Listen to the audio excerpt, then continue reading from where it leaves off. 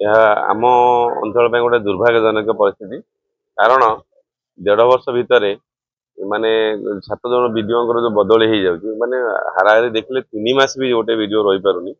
ଯୋଉ block development officer ଯିଏ ରହୁଛନ୍ତି ବିଡିଓ, ତାଙ୍କର ସମ୍ପୂର୍ଣ୍ଣ ବ୍ଲକର ଡେଭଲପମେଣ୍ଟ କାମ, ତାଙ୍କ ଡେଭଲପମେଣ୍ଟର ଯୋଉ ଭାରଟା ତାଙ୍କ କାନ୍ଧ ଉପରେ ରହୁଛି।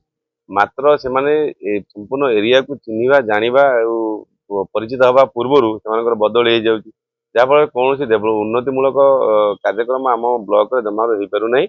ଆମର ସମସ୍ତଙ୍କର ଗୋଟେ ଆଶା ଥିଲା ଯେ ସରକାର ବଦଳିଲା ପରେ ଆଉ କିଛି ନୂଆ ଡେଭଲପମେଣ୍ଟ କାମ ଆମ ରାଜନଗର ଅଞ୍ଚଳରେ ହବ। ମାତ୍ର ଦୁର୍ଭାଗ୍ୟର କଥା ଯେ କୌଣସି ବିଡିଓ 3 ମାସ ବି ରହିପାରୁନାହାନ୍ତି, ଅଞ୍ଚଳ ବିଷୟରେ ଜାଣିପାରୁନାହାନ୍ତି, ପଳଉଛନ୍ତି, ଯାହା ପାଇଁ ବିକାଶ ମୂଳକ କାର୍ଯ୍ୟକ୍ରମ ସମ୍ପୂର୍ଣ୍ଣ ରୂପେ ଠପ୍ ହେଇଯାଇଛି। ତେଣୁ ସରକାରଙ୍କ ପାଖରେ ଆମର ନିବେଦନ, ଆମର ଅ ମାନେ ଗୋଟେ ରହୁଛି ଦାବି ଯେ ଏଇ ସମସ୍ୟାର ସମାଧାନ କରାଯାଉ।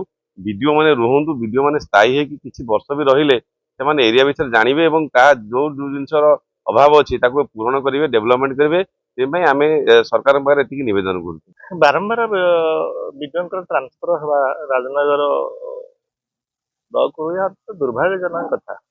ଖାଲି ବ୍ଲକ ନାହିଁ, ଯଦି ଦେଖାଯିବ ଯେତେବେଳେ ବିଜୁ ପଟ୍ଟନାୟକ କେନ୍ଦ୍ରାପଡ଼ା ଜିଲ୍ଲାକୁ କରିଥିଲେ, ମହାନପ୍ରବାଦ ପୁରୁଷ ବିଜୁ ପଟ୍ଟନାୟକ, ତେଣୁ ବିକାଶମୂଳକ ଯୋଜନା ପାଇଁ ସେ ହୁଏତ ଏ କଥାଟା କରିଥିଲେ। କିନ୍ତୁ ଯଦି ଓଡ଼ିଶାରେ ଦେଖାଯିବ, କେନ୍ଦ୍ରାପଡ଼ା ଜିଲ୍ଲାରୁ ସର୍ବାଧିକ 25 ବର୍ଷ ଭିତରେ ସର୍ବାଧିକ କଲେକ୍ଟର ଟ୍ରାନ୍ସଫର ହେଇଛନ୍ତି। ତେଣୁ ଯଦି ବିଡିଓଙ୍କୁ ଗୋଟେ ଟ୍ରାନ୍ସଫର କରାଗଲା, ଠିକ୍ ଅଛି, ଗୋଟେ ଅଧିକାରୀଙ୍କ ଟ୍ରାନ୍ସଫର ଆବଶ୍ୟକତା ଅଛି, କିନ୍ତୁ 2 ମାସ ଭିତରେ ଗୋଟେ ବିଡିଓକୁ ଟ୍ରାନ୍ସଫର ଅଛି ଯଥାର୍ଥ ନୁହଁ। ଏହା ଦ୍ୱାରା ନିଶ୍ଚିତ ଉନ୍ନୟନମୂଳକ କାମ ବାଧାପ୍ରାପ୍ତ ହେବ।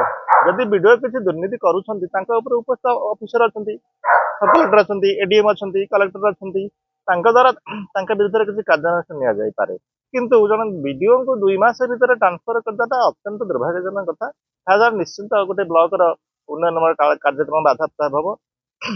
ମୋର ମଧ୍ୟ ଆଜି ତାଙ୍କ ସହିତ ଗୋଟେ ଆପଏଣ୍ଟମେଣ୍ଟ ଥିଲା, ଆଦର୍ଶ ବିଦ୍ୟାଳୟ ସିଫ୍ଟ ହେବା ବାବଦରେ ତାଙ୍କ ସହିତ କଥାବାର୍ତ୍ତା କରିବା, କାରଣ ସେ ଆଦର୍ଶ ବିଦ୍ୟାଳୟ ଉନ୍ନୟନ କମିଟିର ମେମ୍ବର, ମୁଁ ମଧ୍ୟ ଡାଇରେକ୍ଟରଙ୍କ ନମିନି। ତେଣୁ ହଠାତ୍ କାଲି ରାତିରେ ଦେଖିଲେ ତାଙ୍କ ଟ୍ରାନ୍ସଫର ହେଇଯାଇଛି। ତେଣୁ ଏଭଳିଆ ଯଦି କରାଯାଏ, ହୁଏତ ଗୋଟେ ଅଞ୍ଚଳ ପାଇଁ ନିଶ୍ଚିନ୍ତ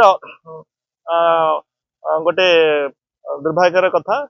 ତେଣୁ ଏହା ଗୋଟେ ବୈମାତୃକ ମନୋଭାବ ହଉ ବା ସରକାରଙ୍କର ଉଦାସୀନତା ହେଉ, ତେଣୁ ଏହାକୁ ସାଧାରଣରେ ଗ୍ରହଣଯୋଗ୍ୟ ନୁହେଁ। ତେଣୁ ଏହା ବର୍ତ୍ତମାନ ଗୋଟେ ପ୍ରଶ୍ନବାଚୀ ସୃଷ୍ଟି ହେଉଛି, ରାଜନଗର ଗୋଟେ ବ୍ଲକରୁ 2 ମାସ ଭିତରେ ଗୋଟେ ବିଡିଓକୁ ଟ୍ରାନ୍ସଫର କରିବା, ଏହା ଜମା ଆମେ ମୁଁ ତ କାହିଁ ଗୋଟେ ଶିକ୍ଷାବିତ ହିସାବରେ ଗ୍ରହଣ କରିପାରୁନି।